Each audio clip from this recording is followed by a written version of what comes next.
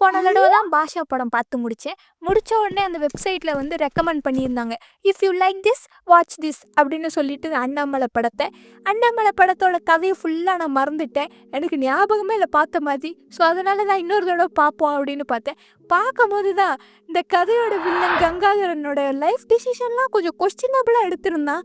அதான் அதை பற்றி ஒரு வீடியோ பண்ணுவோன்னு பண்ணேன். அந்த மாதிரி கொஸ்டினபிளாக எடுத்து கடைசியில் ஹாப்பி எண்டிங் எடுத்துட்டாங்க. நீங்களும் எப்படி பண்ணான்னு கேட்டு தெரிஞ்சுக்கங்க. கூட்டி கழிச்சு பாரு, கணக்கு சரியா வரும். எப்பவும் போலதான் இவனை பற்றி புரிஞ்சுக்கணுன்னா அவனை மாதிரியே நம்ம முதல்ல மாறணும். ஸோ நீங்கள் தான் அவன் அப்படின்னு சொல்லிட்டு நினச்சிக்கோங்க. நாம் இப்போ அதே மாதிரி கதைக்குள்ளே போயிடலாம்.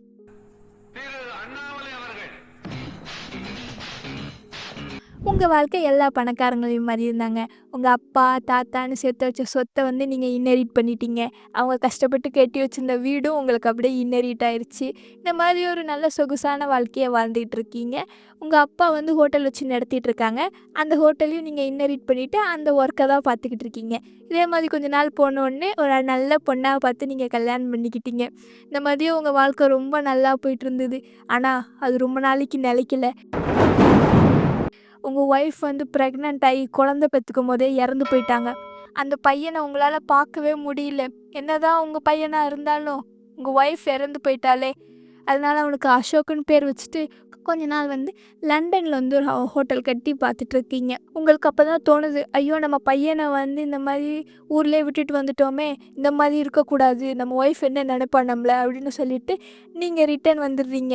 இங்கே ரிட்டர்ன் வந்து இங்கேயே ஒரு ஹோட்டல் கட்டி நம்ம பையனை பக்கத்துலேயே வச்சுக்கலாம். எப்படி இருந்தாலும் இந்த மொத்த அரண்மனை இவன் தானே இன்னெரிட் பண்ணணும், இவனுக்கு பக்கத்துலேருந்து நீங்கள் சொல்லித்தர வேண்டாமா? அதனால் இங்கே பக்கத்தில் வந்துட்டீங்க. இந்த 10 வருஷம் அவனை விட்டுட்டு போனதில் அவனுக்கு ஒரு ஃப்ரெண்டு கிடச்சிட்டானா, அண்ணாமலைன்னு சொல்லிட்டு. நீங்கள் யார் அப்படின்னு சொல்லி கேட்டுக்கல. அவனோட பர்த்டே அன்றைக்கி ஒரு பெரிய பர்த்டேவாக த்ரோ பண்ணி கேக் வெட்டுடா அப்படின்னு சொல்கிறீங்க. அவன் என்னென்னா நான் கேக் வெட்ட மாட்டேன், என் அண்ணாமலை வரலனா அப்படின்றான். அப்போ தான் அண்ணாமலை யாருன்னு தெரிய வருது. எதிரில் இருக்கிற பால்கார பையன், ஒரு பால்காரன் பையன் கூட ஃப்ரெண்ட்ஷிப் வச்சுருக்கா. சே நம்மளோட அந்தஸ்து என்ன, இந்த மாதிரி ஒரு ஏழை பையன் கூட போய் ஃப்ரெண்ட்ஷிப் வச்சுருக்கானே அப்படின்னு உங்களுக்கு தோணுது. ஆனால் எப்படி இருந்தாலும் ஒரு சின்ன பையன் தானே, வளர்ந்துட்ட பிறகு அவனுக்கே தெரிஞ்சு இந்த ஃப்ரெண்ட்ஷிப்பை முடிச்சு வச்சிருவான் அப்படின்னு சொல்லிட்டு நீங்கள் இந்த வயசில் அவனுக்கு எதுவுமே பண்ணாமல் அப்படியே விட்டுடுறீங்க. இதே மாதிரி அவங்க ரொம்ப க்ளோஸாகவே 25 வருஷமாக வளர்ந்துட்டாங்க. 25 வருஷமான ஸ்ட்ராங் ஃப்ரெண்ட்ஷிப்.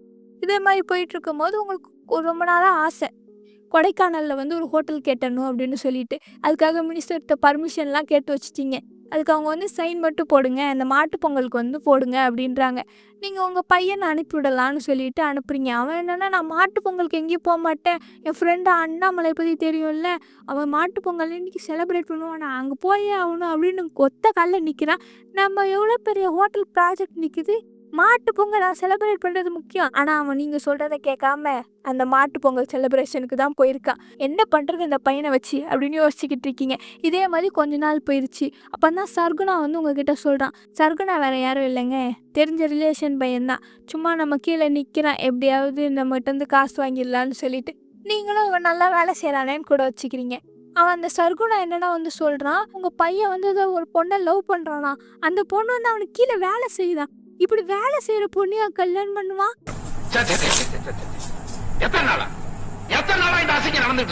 எவ்வளோ அந்தஸ்துல பொண்ணுங்கள்லாம் இருக்கு, அந்த பொண்ணுங்களெல்லாம் விட்டுட்டு அவனுக்கு கீழே வேலை செய்யற பொண்ணை போய் கல்யாணம் பண்றேன்னு நிற்கிறான். விடக்கூடாது, எப்படியாவது இதை தடுத்தே ஆகணும் அப்படின்னு சொல்லிட்டு நீங்கள் முடிவெடுக்கிறீங்க. அப்போ தான் நீங்கள் சர்குணா கிட்ட சொல்கிறீங்க, உங்கள் பையனுக்கு தெரியாமல் அந்த பொண்ணை எப்படியாவது ஊரை விட்டு விரட்டி விட்டுரு, நான் இப்போ டெல்லிக்கு போகிறேன், டெல்லிக்கு போயிட்டு வந்தோடனே அவனுக்கு நான் ஒரு அரேஞ்ச் மேரேஜ் பண்ணி வைக்கிறேன். அவன் வந்து அந்த அரேஞ்ச் மேரேஜை யோசித்தோடனே வேகமாக அவன் லவரை தேடி போவான். ஆனால் அந்த பொண்ணு ஊரில் இருக்காது.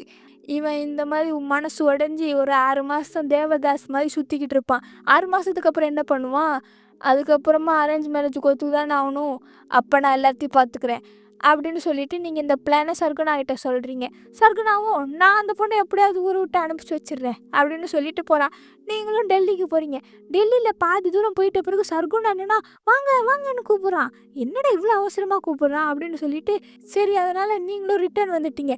ரிட்டர்ன் வந்துட்ட பிறகு தான் சொல்கிறான், அந்த பால்கார பையன் என்ன பண்ணானா, என் பையனை அந்த ஏழை பொண்ணுக்கு கல்யாணம் பண்ணி கொடுக்க போறானா. விடக்கூடாது. அதனால நீங்க இங்க இருக்கிற மொத்த ஆளுங்களையும் கலெக்ட் பண்ணிட்டு எப்படியாவது அந்த கல்யாணத்தை நிறுத்தணும் அப்படின்னு வேகமா போறீங்க. ஆனா நீங்க போறதுக்குள்ள அந்த இடத்துல கல்யாணம் நடந்து முடிஞ்சிருச்சு. உங்களுக்கு வருதே கோவம். நீங்க போட்ட பிளானை நிறுத்திட்டு உங்க பையனை இந்த மாதிரி வேற பொண்ணுக்கு வேற கல்யாணம் பண்ணி வைப்பானா? இவனை விடக்கூடாது. எப்படியாவது பழி வாங்கியே ஆகணும். இந்த ஃப்ரெண்ட்ஷிப் இருக்கிறதுனால தானே பண்றானுங்க. இந்த ஃப்ரெண்ட்ஷிப்பை மொத்தமா உடைக்கலாம் அப்படின்னு சொல்லிட்டு நீங்க பிளான் போடுறீங்க. உங்க மண்டையில அப்படியே பிளான் வந்து கரெக்டாக செட் ஆகுது. எல்லா கணக்கும் கரெக்டாக மேட்ச் ஆகுது. பிளான் படி பார்த்தீங்கன்னா இந்த இடத்துல கோவத்தை காமிக்கக்கூடாது. அதனால நீங்கள் வேகமாக போய் பூ எடுத்து அவங்களுக்கு போட்டு ஆசீர்வாதம் பண்ணுறீங்க. எல்லாருமே ஆச்சரியப்படுறாங்க. உங்கள் பக்கத்தில் சர்குணாவும் ரொம்ப ஆச்சரியப்படுறான். அப்போ வெளியே வந்துட்ட பிறகு கேட்குறான், என்ன அவங்க போய் ஆசீர்வாதம்லாம் பண்ணிக்கிட்டு இருக்கீங்க உங்கள் பையனுக்கும் அந்த பொண்ணுக்கும் அப்படின்னு சொல்லிட்டு சொல்கிறான். அப்போ தான் அண்ணா அவனை வேகமாக ஒரு இடத்துக்கு கூட்டிகிட்டு போகிறேன். இந்த இடம் வந்து என்ன இடம்னு நினைக்கிறீங்க? இது அண்ணாமலையோட சொந்த வீட்டு இடம்தான். இந்த இடத்த மொத்தமாக இடிச்சிட்டு இங்கே ஒரு பெரிய ஹோட்டல் கட்ட போகிறேன்றீங்க. அப்போ தான் சர்குணா சொல்கிறான், அண்ணாமலைலாம் இதுக்கு ஒத்துக்க மாட்டான், அவன்லாம் இடம் தரவே மாட்டான் அப்படின்றான். அவன் என்ன தருது? நான் ஏற்கனவே பிளான் போட்டேன். நிக்க வைக்கிறேன் மாமா. தப்பு கணக்கு போடுறீங்க. கூட்டி கழிச்சு பாடுறேன். கணக்கு சரியா வரும். இந்த நேரத்துலேயே வந்து உங்கள் பையனும் அவனோட புது ஒய்ஃபும் நல்லா நிறைய மாடல் பார்த்துட்ருக்காங்க, ஹோட்டல் மாடல்லாம். இப்போ தான் உங்களுக்கு பிளானை கரெக்டாக செயல்படுத்த நேரம் வந்துருச்சு அப்படின்னு சொல்லிட்டு அவங்கக்கிட்ட போய் சொல்கிறீங்க, இந்த மாடல் நல்லா இருக்குல்ல, இந்த மாதிரி நான் உங்களுக்கு கெட்டி உங்களோட கல்யாண பரிசாக தரணும்னு ஆசைப்பட்றேன். ஆனால் என்ன பண்ணுறது, ஒரு நிலம் தான் எனக்கு இல்லை. அப்போ தான் சர்குணா வந்து கரெக்டாக பிளான் பண்ண மாதிரியே சொல்கிறான், என்ன நிலம் இல்லைன்றீங்க, அதான் ஒரு நிலம் இருக்குல்ல அப்படின்றான். அசோக்கும், என்ன நிலம், நீங்கள் எந்த நிலம்னு சொல்லுங்கள், நான் உங்களுக்கு வாங்கி தரேன்ப்பா அப்படின்னு சொல்கிறான். எல்லா பிளானும் கரெக்டாக செட் ஆகுது. அப்போ தான் நீங்கள் சொல்கிறீங்க, இல்லைடா இந்த அண்ணாமலை நிலம் இருக்குல்ல, அந்த நிலத்துல தான் ஹோட்டல் கட்டலான்னு பார்த்தோம், ஆனால் அண்ணாமலை என்னென்னா நிலமே தரமாட்டானா அப்படின்னு சொல்கிறீங்க. உடனே அசோக்கும், என்னப்பா சொல்கிறீங்க, அண்ணாமலை நான் கேட்டால் தருவான் அப்படின்னு சொல்லிட்டு நிலத்தை கேட்க போகிறான். இடியட், என் பிளானில் மொத்தமாக மாட்டிக்கிறான். இந்த மாதிரியே கொஞ்ச நாள் போயிட்ட பிறகு அவனும் பத்திரம் எடுத்துகிட்டு வந்து நிற்கிறான். அந்த அண்ணாமலை கொஞ்சம் கூட காசே கேட்கலையாம நிலத்தை அப்படியே எடுத்து கொடுத்துருக்கான். எவ்வளோ நல்லதாக போச்சு. இவங்க ஃப்ரெண்ட்ஷிப் கடைசியில் ஒரு இடத்துல இருந்து ஹெல்ப் பண்ணுதே. இதே மாதிரி கொஞ்சம் நேரம் போயிட்ட பிறகு அசோக் டின்னர் சாப்பிட்டுட்டு இருக்கும்போது சொல்கிறான், இங்கே பாருங்கப்பா, எப்படி அண்ணாமலை வந்து நமக்கு நிலத்தை உடனே எடுத்து கொடுத்தான், அதே மாதிரி நாமளும் நம்மளோட பிஸ்னஸில் 50% அவனுக்கு தரணும்ப்பா அப்படின்றான். நீங்கள் அசோக் முன்னாடி தலையாட்டுறீங்க, ஆனால் உங்களுக்கு வேறு பிளான்ஸ்லாம் இருக்குது. இதே மாதிரி அடுத்த நாள் காலையில் நேராக அண்ணாமலை கிட்ட போய் ஒரு பத்திரத்தில் கையெழுத்து போட சொல்கிறீங்க. பத்திரத்தில் எதுவுமே எழுதலை. இந்த படிக்காதவனுக்கு என்ன தெரிய போகுது, இந்த மொத்த இடத்துமே வலிச்சு வாங்குறேன் அப்படின்னு சொல்லிட்டு இந்த வெத்து பத்திரத்தில் கையெழுத்து போட சொல்கிறீங்க. ஆனால் அண்ணாமலையோட பொண்டாட்டி வந்து, என்னங்க வெத்து பேப்பரில் கையெழுத்து போடுறீங்களே அப்படின்றாங்க. ஃபைன், என்னோட ஆக்டிங் டேலண்ட்டை காமிக்கணும் போல் அப்படின்னு சொல்லிட்டு நேராக சர்குணாவை அடித்து, எப்படிடா வெத்து பேப்பர் எடுத்துகிட்டு வருவேன், அசோக் சொன்னால் எடுத்துகிட்டு வந்துடுவியா அப்படின்றீங்க. அசோக் பேரை கேட்டோன்னு அண்ணாமலை, ஐயோ அசோக் தான் சொன்னானா, பரவாயில்ல நான் சைன் போடுறேன் அப்படின்னு சொல்லிட்டு வெத்து பேப்பரில் சைன் போடுறான். அவனோட மொத்த இடத்துமே மொத்தமாக உருவ போகிறீங்க. ஆனால் அவனுக்கு தெரியவே இல்லை. அதே மாதிரி கொஞ்ச நாள் போயிடுச்சு. அந்த ஹோட்டலையும் அண்ணாமலையோட இடத்துல நல்லா கெட்டியாச்சு. கெட்டிட்ட பிறகு மினிஸ்டர் வந்து திறந்து வைக்கிற விழாவுக்கு வராரு. நீங்கள் வந்து அண்ணாமலையெல்லாம் பக்கத்தில் வச்சு நிற்க முடியாது அப்படின்னு சொல்லிட்டு அவனை அந்த பக்கம் வேலை செய்ய அனுப்பி வச்சிடுறீங்க. இந்த மாதிரி போயிட்டு இருக்கும்போது மினிஸ்டர் வந்து உங்ககிட்ட சொல்கிறாங்க, என்னங்க நல்லா தான் இருக்குது ஹோட்டல், ஆனால் பக்கத்தில் இந்த மாதிரி மாட்டுக்கொட்டைலாம் கட்டி வச்சுருக்கீங்க, அந்த மாட்டுக்கொட்டை மொத்தமாக எடுங்க அப்படின்னு சொல்கிறாங்க.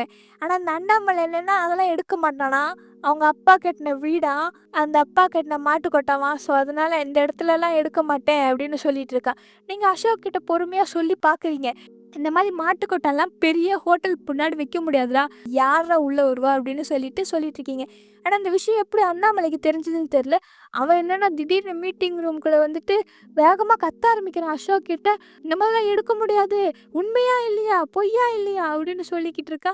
இந்த இடத்துல எவ்வளோ அசிங்கமாகுது தெரியுமா உங்களுக்கு. அதனால் நீங்கள் நேராக அண்ணாமலைக்கிட்ட போய் சொல்கிறீங்க, டேய் என்னடா சும்மா பேசிக்கிட்டே இருக்க, ஒரு மாட்டுக்கொட்டாவை போய் 5 ஸ்டார் ஹோட்டல் முன்னாடி கட்டியிருக்கேன், யார் உள்ளே வருவா, எவ்வளோ செலவு பண்ணியிருக்கேன் தெரியுமா, அந்த மாட்டுக்கொட்டாவை எடுத்துகிட்டு போயிரு, இல்லை இடிச்சிருவேன் அப்படின்றீங்க. இவ்வளோ பேர் முன்னாடி உங்களை அரைஞ்சிடுறான். இங்கே இருக்கிற எல்லாருமே உங்களோட பிஸ்னஸ் பார்ட்னர். இப்படி அசிங்கமாயிருச்சு உங்களுக்கு. உங்களை அரைஞ்ச உடனே உங்கள் பையன் அசோக்கும் அண்ணாமலை அரைஞ்சிடுறான். இப்போ தான் உங்களுக்கு நிம்மதி வருது. இந்த ஃப்ரெண்ட்ஷிப் ஒழியட்டும், எப்படி என்னை அசிங்கப்படுத்திட்டான் அப்படின்னு பார்த்துட்டு இருக்கீங்க. ஆளுங்களை விட்டு அண்ணாமலையை வெளியே விரட்டி விடுறீங்க. வீட்டுக்கு வந்தோடனே உங்களுக்கு ஒரே அசிங்கமாயிடுச்சு, இப்படி எல்லாரும் முன்னாடி அடிச்சிட்டானே அப்படின்னு சொல்லிட்டு. அப்போ தான் சர்குணா வந்து சொல்கிறான், நீங்கள் ஊன்னு சொல்லுங்க, அண்ணாமலையோட வீட்டை மொத்தமாக நான் இடிச்சிடுறேன், அந்த நிலமை நம்ம பேரில் தானே இருக்குது அப்படின்றான். ஆமாம், அந்த வீட்டை மொத்தமாக இடிக்கணும். நீங்கள் சர்குணாவுக்கு வந்து ஓகே சொல்கிறீங்க, ரிவெஞ்ச் எடுத்தே ஆகணும், என்னைய அடிச்சிட்டு விட்டுருவேன், எல்லாத்தையும் விட மாட்டேன், சர்குணாவும் நான் பார்த்துக்கிறேன் அப்படின்னு சொல்லிட்டு போகிறான். அதே மாதிரி ராத்திரி கொஞ்ச நேரம் ஆயிடுச்சு. திடீர்னு உங்கள் வீட்டு கதவு பேங்குன்னு ஓப்பன் ஆகுது. என்னடான்னு திரும்பி பார்த்தா அண்ணாமலையே மொத்தமாக சதிஞ்சு போயிருக்கான். வந்து நேராக உங்ககிட்ட செம்மையாக திட்டான். என்னன்னா வீட்டு இடிச்சிட்டிங்க, எப்படி என் வீட்டை இடிப்பீங்க அப்படின்னு சொல்லிட்டு. என்ன வீடு? ஒரு தீப்பெட்டி மாதிரி வீடு. இது இடிச்சா என்ன, இடிக்கலனா என்ன, போது அப்படின்றீங்க.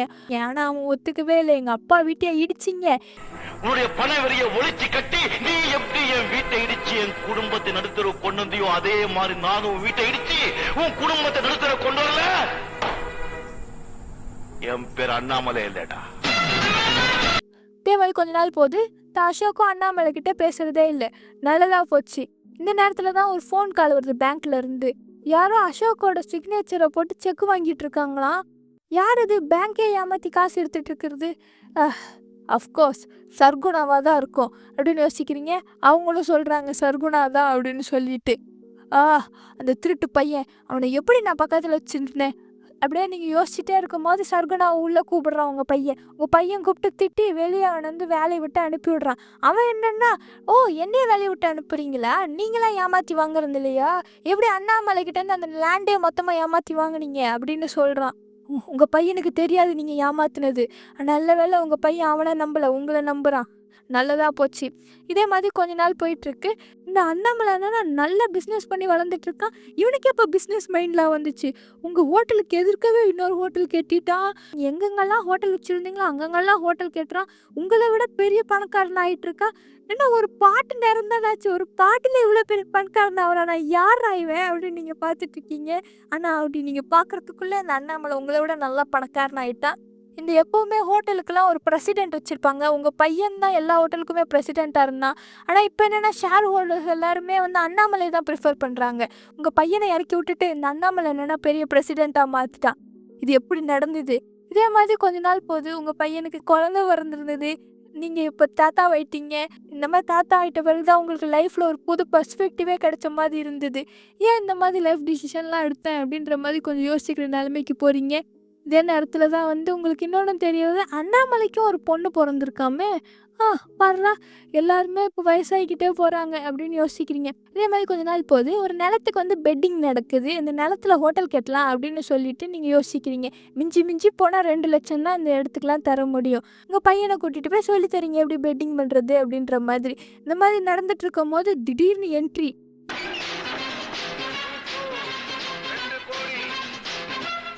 இந்த இடத்துக்கு வந்து 1 கோடி சொல்கிறான். 1 கோடியா? இதெல்லாம் நமக்கு செட் ஆகாது அப்படின்னு நாங்கள் யோசிச்சுட்டு இருக்கோம். நாம் உங்கள் பையன் என்னடா 2 கோடி போடுறான், 3 கோடி போகுது, ஐயோ அப்படின்னு சொல்லி எங்கள் பையனை நிறுத்துறீங்க. ஆனால் இந்த அண்ணாமலையும் அசோக்கும் சண்டை போட்டுக்கிட்டே இருக்காங்க. இவங்க சண்டை போடுறது காசில் போடலாமா, ஐயோ அப்படின்னு நீங்கள் தலையில் அடிச்சுக்கிற நிலைமைக்கு போகிறீங்க. ஆனால் கடைசியில் அசோக் தான் வின் பண்ணுறான். 12 கோடி ரூபாய்க்கு இந்த இடத்த வாங்கியிருக்கான். பேட்டில் வின் பண்ணி என்ன பிரயோஜனம்? வாரம் வின் பண்ண வேண்டாமா? அண்ணாமலை தானே வாரம் வின் பண்ணிட்டு போகிறான். 12 கோடி ரூபாய்க்கு தேவையில்லாமல் இடத்த வாங்கியிருக்கானே. ஏற்கனவே நம்ம கடனில் இருக்கோம் நிறையா. இவன் என்னென்னா இப்படி 12 கோடி ரூபாய்க்கு வாங்கியிருக்கானே. 12 கோடி ரூபாய்க்கு நான் எங்கே போவேன்? நீங்கள் வீட்டுக்கு போகிற வழி ஃபுல்லாக அவனை திட்டிகிட்டே போகிறீங்க. வீட்டுக்கு போயிட்டும் திட்டிங்க. ஆனால் அவன் கேட்க மாட்டேன்றான். அவனோட ப்ரைடாமே அண்ணாமலை கிட்ட தோக்க மாட்டானாமே. நல்லா தோத்துட்டு தானே நிற்கிறான். ஆனால் இவனை எவ்வளோ திட்டினாலும் உங்களால் இவனை விட்டு கொடுக்க முடியாது. உங்கள் பையனாச்சே, எப்படி 12 கோடி ரூபா கடன் வச்சுட்டு வெளியே நடப்பீங்க நீங்கள்? இந்த வீட்டை கடன் வச்சிடலாம் அப்படின்னு சொல்கிறீங்க. அவன் என்னென்னா, ஐயோ அப்பா அதெல்லாம் கடன் வைக்க வேண்டாம் அப்படின்றான். ஆனால் எந்த காசு நம்ம கொடுத்து கடனை அடைப்போம்? நம்மளோட கடனை வேற வழியே இல்லை. இந்த வீட்டை அடமானம் வச்சே ஆகணும்.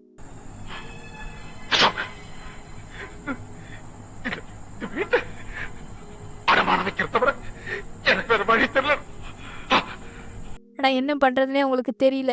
அதனால இந்த 12 கோடி ரூபா கடன் அடைக்க இந்த வீட்டை அடகு வச்சிடலாம் அப்படின்னு சொல்கிறீங்க. இதை வைக்கலன்னா எப்படி கடன் அடைக்க முடியும்? 12 கோடி ரூபா சும்மா வருமா? ஆனா என் பையனுக்காக செய்வேன். என் பையன் எனக்கு ரொம்ப முக்கியம். அவன் கடன்காரன் நான் விட மாட்டேன். இந்த கடனை நானே அடைக்கிறேன். இந்த பிரச்சனையை நான் தானே தலையில் இழுத்து போட்டேன், நானே அடைக்கிறேன் அப்படின்னு சொல்லிட்டு இந்த வீட்டை அடகு வைக்க போறீங்க.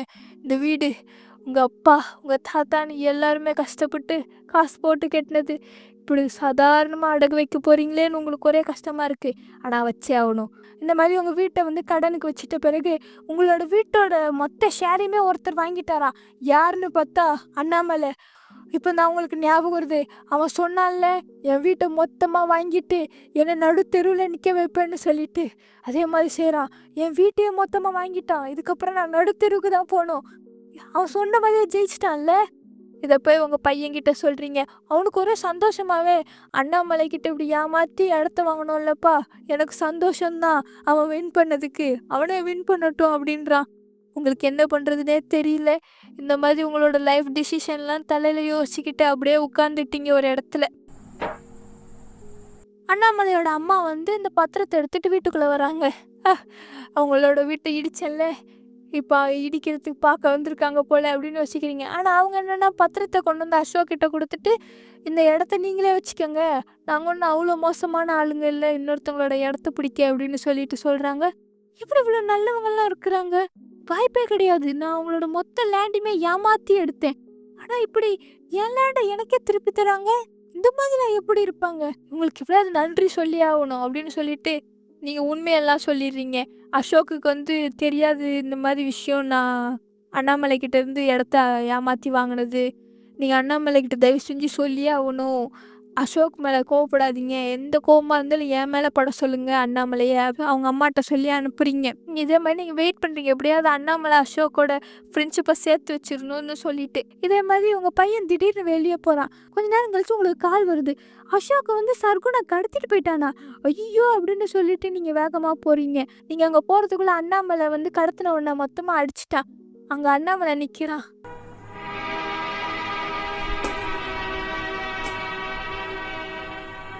ஆனால் அவன் சாரி ஏற்றுக்கிட்டான். எப்படி அண்ணாமலை இவ்வளோ நல்லவனாக இருக்கான்? இந்த மாதிரி எல்லோரும் ஃபேமிலியாக வந்துட்டாங்க. இது ஆக்சுவலாகவே ஒரிஜினல் ஃபேமிலி ஆக போகுது போல். உங்கள் பேரனும் அண்ணாமலையோட பொண்ணும் லவ் பண்ணுறாங்களாமே, கல்யாணம் பண்ணிக்கு போகிறாங்களாமே. எவ்வளோ நான் கெட்டது பண்ணேன், ஆனால் கடைசியில் கடவுள் எனக்காக இவ்வளோ செஞ்சுருக்காரு, இது எல்லாமே அண்ணாமலையோட புண்ணியத்தில் தான் வந்திருக்கு அப்படின்னு சொல்லிட்டு ஒரு சந்தோஷத்துலேயே உங்களோட வாழ்க்கை முடியுது. இப்படி தாங்க இவனோட கதை முடியுது. நீங்கள் என்கிட்ட கேட்கலாம், இதில் என்ன காமெடி இருக்குது? ஒரு மனுஷன் வந்து வாழ்க்கை ஃபுல்லாக பேட் டிசிஷன் எடுத்துட்டு கடைசியில் ஒரு குட் டிசிஷன் எடுக்கிறான், அதனால் வந்து வாழ்க்கையில் ஒரு ரிடெம்ப்ஷன் கிடச்சிருக்கு, இதில் என்ன காமெடி இருக்குது அப்படின்னு நீங்கள் என்கிட்ட கேட்கலாம். இது அவனோட லைஃப் காமெடி இல்லைங்க, என்னோடய லைஃப் தான் காமெடி. இந்த இதை பார்த்துட்ட பிறகு என்னென்னு புரிகிற மாதிரி நான் சொல்கிறேன். இந்த படத்தை ஃபுல்லாக பார்த்துட்டு இருக்கும்போது எனக்கு ஒரே ஒரு எண்ணம் தான் இருந்தது, இது என்ன ஒரே அன்ரியலிஸ்டிக்காக இருக்குது, என்னோடய நிலத்தெல்லாம் யாராவது வாங்கினா அவங்கள நான் மன்னிக்கவே மாட்டேன். அண்ட் இந்த ஷோவில் வந்து அவங்க கிட்டத்தட்ட ஒன்றுமே பண்ண மாட்டாங்க ரிடெம்ப்ஷன் ஆர்க்குக்கு. வயசாயிரும், அதனால் வந்து யோசிப்பான், ஐயோ தப்பு பண்ணாமே அப்படின்னு சொல்லிட்டு உண்மையை வந்து அண்ணாமலைகிட்ட சொல்லுவான். இதுக்கெல்லாம் வந்து மன்னிச்சு விட முடியுமா? ரொம்ப அன்ரியலிஸ்டிக்காக இருக்குது அப்படின்னு யோசிச்சுட்டு இருந்தேன். அப்போ தான் எனக்கு திடீர்னு ஞாபகம் வந்தது, நம்மளோட லைஃப் மாதிரியா இருக்கே. எங்கள் ரிலேஷனும் ஒரு தடவை இந்த மாதிரி தாங்க லேண்டை ஏமாற்றி வாங்கிட்டு போட்டாங்க. ஆனால் எங்கள் அப்பாவும் மொத்தமாக மன்னிச்சு விட்டுட்டாங்க. அன்ரியலிஸ்டிக்னு யோசித்தேன், ரியலிஸ்டிக்காக தான் இருக்குது. என்ன கொடுமை சரவணன். இதுதான் ஒரே காமெடி. லைக் அது எப்படி எல்லார் ஃபேமிலியிலையும் ஒரு ரிலேஷன் இருக்காங்க காசை கரெக்டாக பிடுங்கிறதுக்குன்னு சொல்லிட்டு, ஹவ் இஸ் தட் பாசிபிள்? அது ஒருத்தர் தான் எல்லாத்தையும் பண்ணுறாங்களா? என்ன மிஸ்ட்ரி இது? இந்த ரிலேஷன் எல்லாருக்குமே இருக்காங்க. Like what's going on? இது என்ன கேனன் ஈவெண்ட்டா எல்லா தமிழ்நாட்டு மக்களுக்கும்? Oh my god. அதுதான் இது பார்த்தோன்னே ஒரு சின்ன சிரிப்பு எனக்கு. என் ஃபேமிலி மாதிரியா இருக்குது.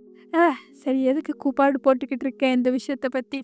உங்களுக்கும் இந்த மாதிரி கூப்பாடு போடணுன்னா கமெண்ட் செக்ஷனில் போடுங்க, நான் வந்து ரிப்ளை பண்ணுறேன். வேறு ஏதாவது வில்லனை பற்றி பேசணும் அப்படின்னு யோசிச்சிங்கன்னா அதை பற்றியும் சொல்லுங்கள், அதை பற்றி நான் கூப்பாடு போடுறேன்.